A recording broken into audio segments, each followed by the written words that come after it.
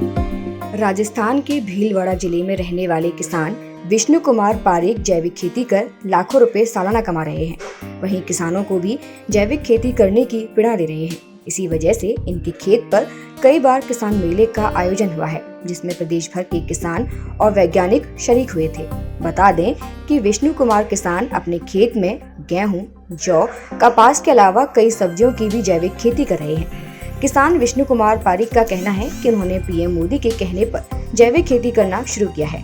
जैविक खेती को लेकर और क्या कुछ कहना है विष्णु कुमार पारीक का, सुनिए। मैं विष्णु कुमार पारीक आश्विन क्षेत्र का निवासी हूँ। पहले हमारे यहाँ आश्विन क्षेत्र भयंकर अकालग्रस्त एरिया था।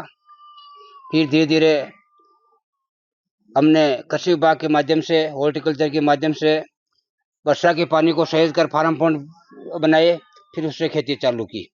फिर उसके बाद में हमने प्रधानमंत्री नरेंद्र मोदी जी के आह्वान पढ़ा। उन्होंने कहा भाई हम किसानों की आय दोगुनी करेंगे।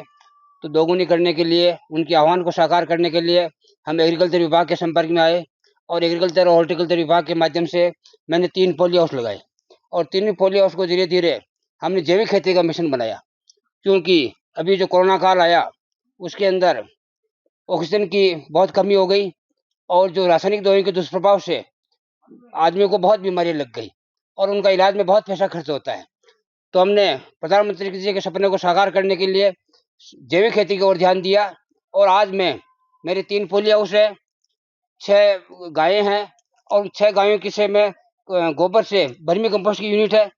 खेतों में जो वर्मी कंपोस्ट बनता है उसी को हम कंप्लीट इसमें काम में लेते हैं।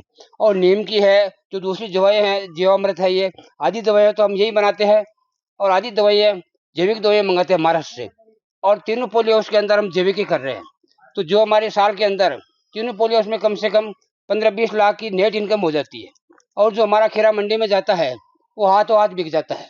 तो प्रधानमंत्री जी ने अच्छी पहल की है जैविक खेती के लिए। प्रधानमंत्री जी ने बहुत अच्छी पहल की है और इसी से जब ये हमारा देश जैविक की ओर आगे बढ़ेगा तो रासायनिक जो दुष्प्रभाव है वो भी कम हो जाएगा और इलाज पर भी खर्चा कम होगा और हमारा स्वास्थ्य अच्छा रहेगा और देश आगे बढ़ेगा। अगर ये वीडियो आपको पसंद आया है तो इसे लाइक जरूर करें। अगर चैनल अभी तक सब्सक्राइब नहीं किया है तो कर लें और नोटिफिकेशन पाने के लिए बेल आइकन भी दबा दें।